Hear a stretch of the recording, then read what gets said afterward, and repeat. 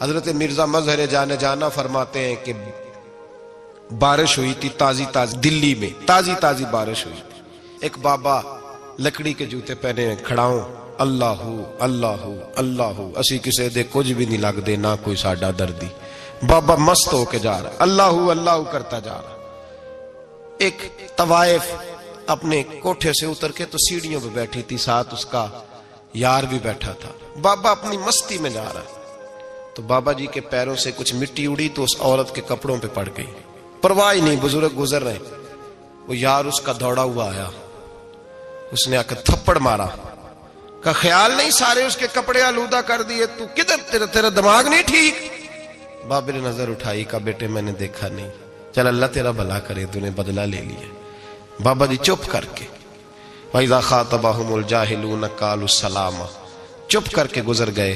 ٹھنڈ کا موسم تھا، بارش تازہ ہوئی تھی، حلوائی دودھ کاڑ رہا تھا. اس نے بٹھایا بابا جی کو پھٹے پہ، پیالہ پکڑا، دوڑ کے آگے بڑھا. بزرگ آ گئے، آئیے بیٹھیے. دودھ کا گرم پیالہ شکر ڈال کے دیا. بابا جی نے دودھ پیا، پھر نظر جھکی، پھر رنگ بدلا.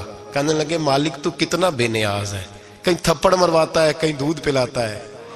تیری بے نیازی ہے نا، ادھر تھپڑ مروایا، یہاں دودھ پلایا، تو ہی جانتا ہے تیرے رنگ کیا ہے. ابھی بابا وہیں بیٹھا تھا، دوڑے آئے پیچھے سے لوگ، شور ہوا. بابے کو دبوچ کے وہاں لے گئے جہاں اس نوجوان نے تھپڑ مارا تھا. کہا تو اللہ کا بندہ ہے، اللہ کے بندے بد دعا تو نہیں دیتے. ہوا کیا؟ کہا تو نے بد دعا دی ہے؟ کہا نہیں دی، بات بتاؤ. کہنے لگے اس نے تجھے تھپڑ مارا ہے، چھت پہ چڑھا ہے، پیر پھسلا ہے، گردن کے بل گرا ہے، منکا ٹوٹ گیا، مر گیا ہے، تو نے بد دعا دی ہے. بابا جی کہنے لگے یار میں نے تو دوسرا لفظ بھی نہیں کہا، بھلا ہو کہہ کے گزرا ہوں، میں نے نہیں بد دعا دی. کہا تو نے دی ہے تبھی تو مر گیا. کہا نہیں دی. کہا بابا تو بزرگ آدمی ہے، سچ بول. تو بابا جی کہنے لگے سچ سنو. پھر میں آ رہا تھا، میرے پیروں سے مٹی اڑی، اس کے یار کے کپڑوں پہ پڑی، اسے برا لگا، اس نے مجھے مارا.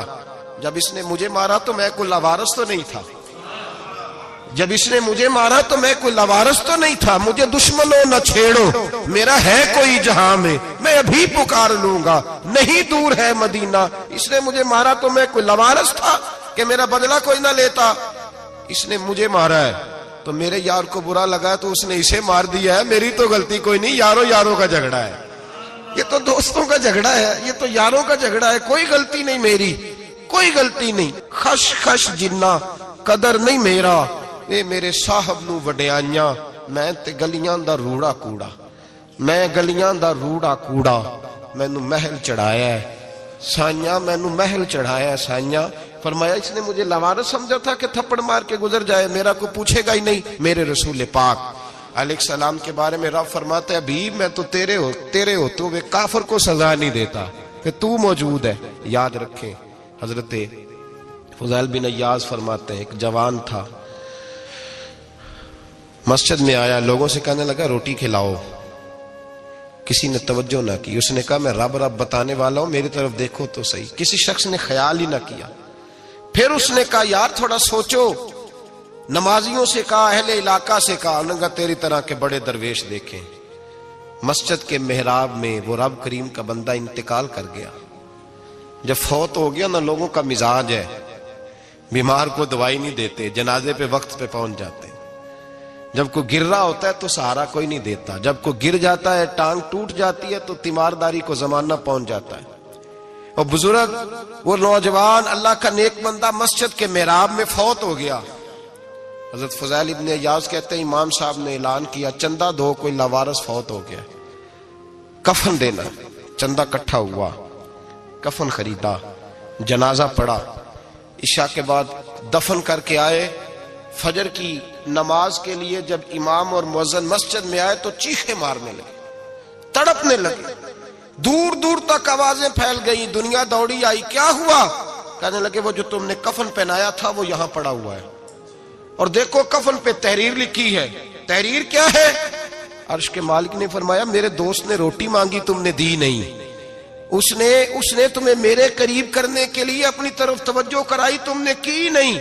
اور میرا یار تمہارے کفن کا محتاج تھا، سنبھال کے رکھو اپنا کفن، میں نے اسے جنت کا لباس عطا فرما دیا، سنبھال کے رکھو. یہ کوئی لاوارثوں کا ٹولہ ہے؟ یاد رکھیں جو وارث والے ہیں، وارث والے ان کا رنگ اور ہے، جو ماننے والے ہیں ان کا مزاج اور ہے.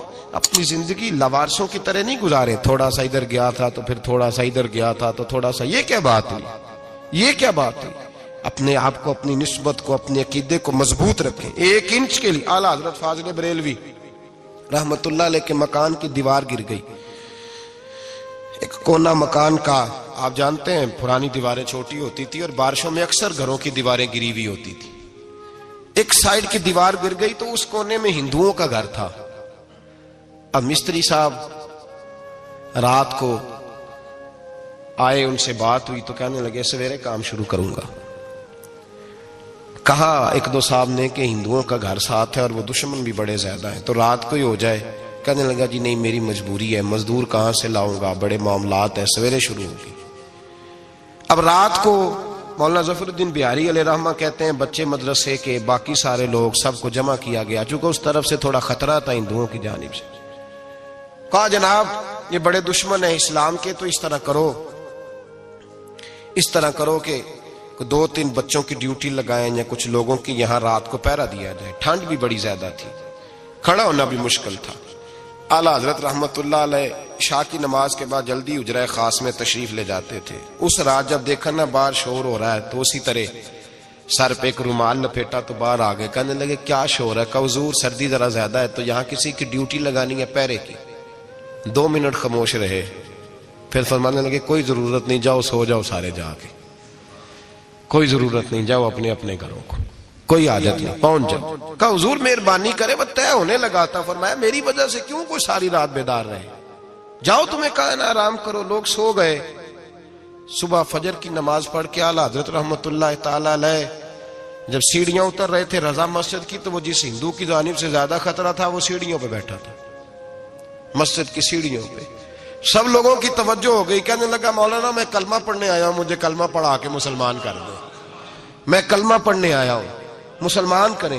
لوگوں کی توجہ. اعلیٰ فرمانے لگے نہیں ابھی تو انتظار کر، تھوڑی دیر کے اچھی طرح سوچ لے، جذباتی فیصلہ نہ کر کہ تو آ رہا ہے. یہ کہہ کے جب 2 سیڑھیاں نیچے اترے اس کے پاس سے تو اس نے پیر تھام لیے. کہنے لگا اب ایسے تو نہ کرو، رونے لگا. اعلیٰ حضرت رحمت اللہ نے کلمہ پڑھایا، کچھ باتوں کی نصیحت فرمائی، تشریف لے گئے.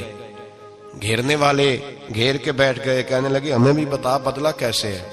کہنے لگا دیوار گر گئی، آدھی رات کے وقت، آدھی رات تک انتظار کرتا رہا، پہرے دار کوئی نہیں، تو 2 تلواریں لے کر جب میں ان کے مکان کی جانب بڑھا، میں نے کہا آج گردن کاٹوں گا اور کاٹ کر کے نکلوں گا. کہتا ہے جب میں قریب آیا تو 2 شیر کھڑے تھے، اوپر سے پلٹ کے آیا تو پھر کھڑے تھے، ادھر سے پلٹ کے آیا تو پھر کھڑے تھے.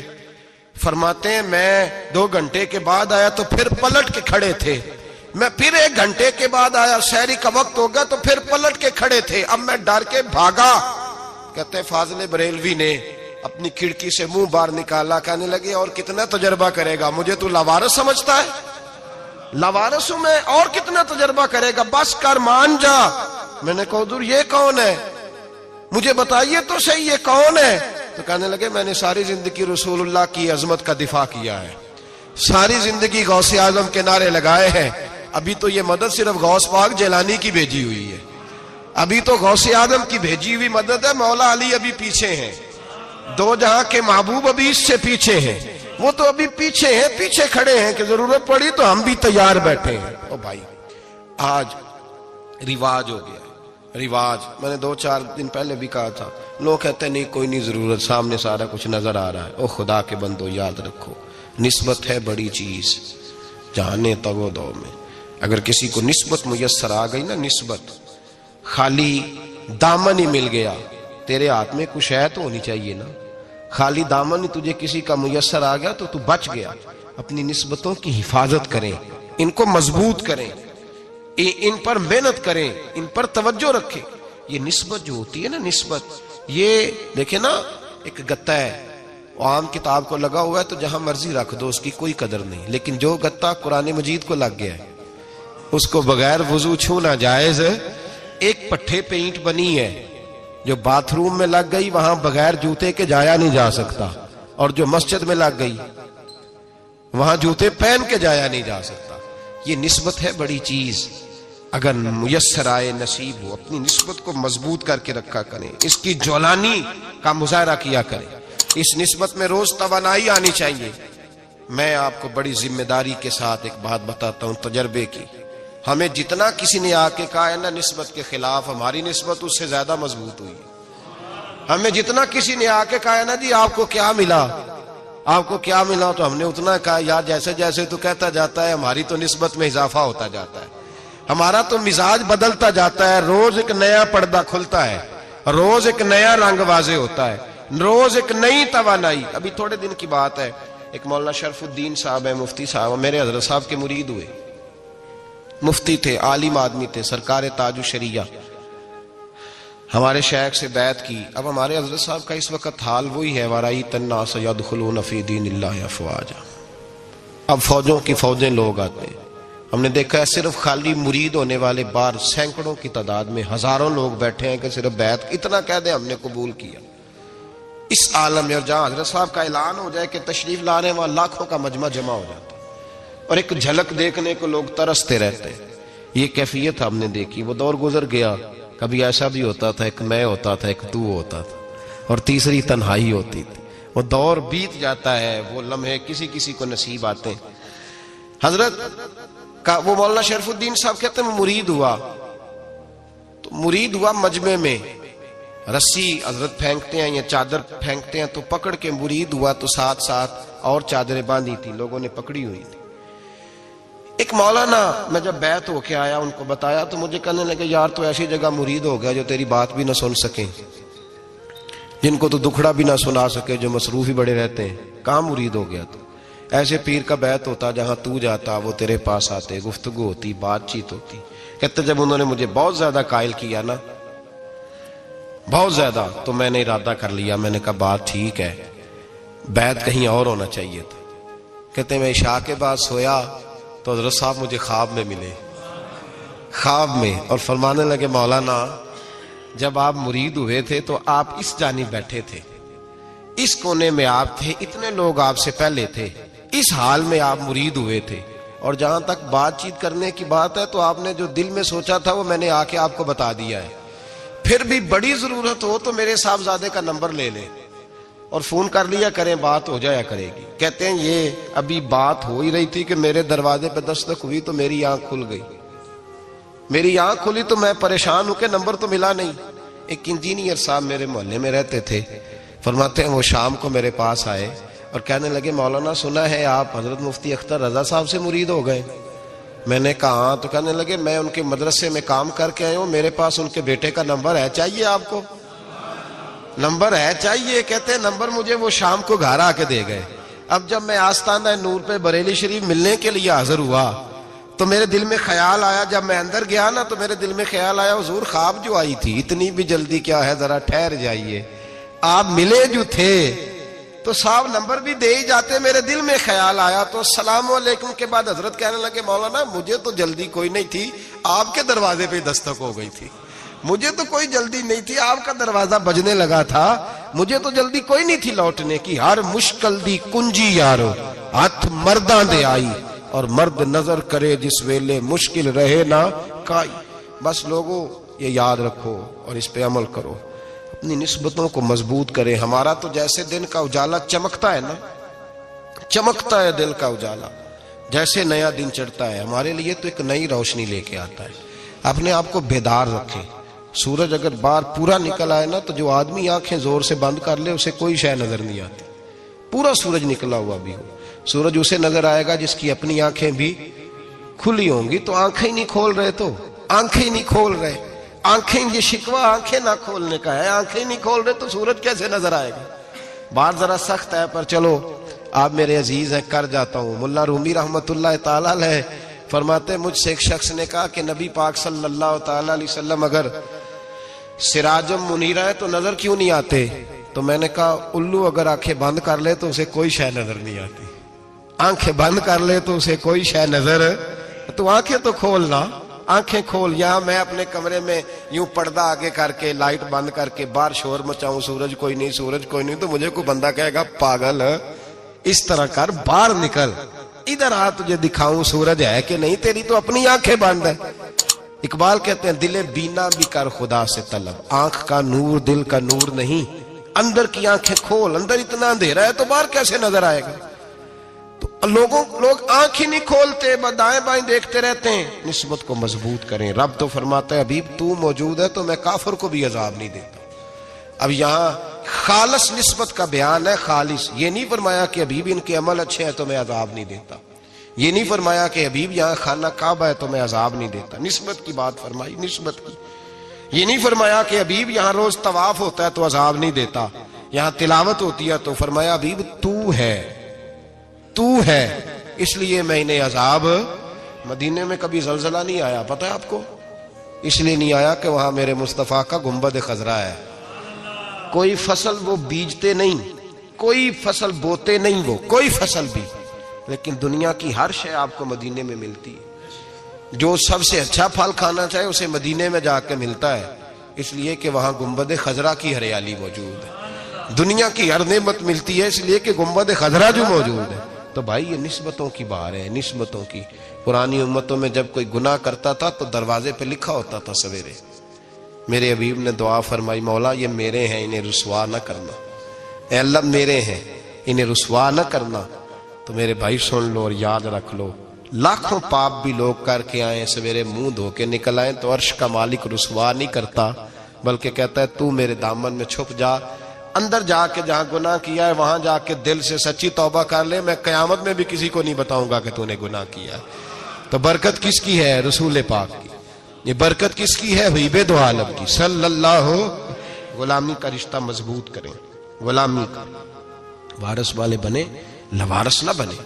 لوارثوں جیسی زندگی نہ گزارے، جہاں مرضی چلے گئے، جہاں مرضی چھٹیاں کار ہے، جتنے مرضی ٹائم بتا ہے، جو مرضی طبیعت میں آیا کرتے پھرے، پتہ ہی کوئی نہیں، حال ہی کوئی نہیں، یہ کوئی کیفیت نہیں ہے کوئی بھی۔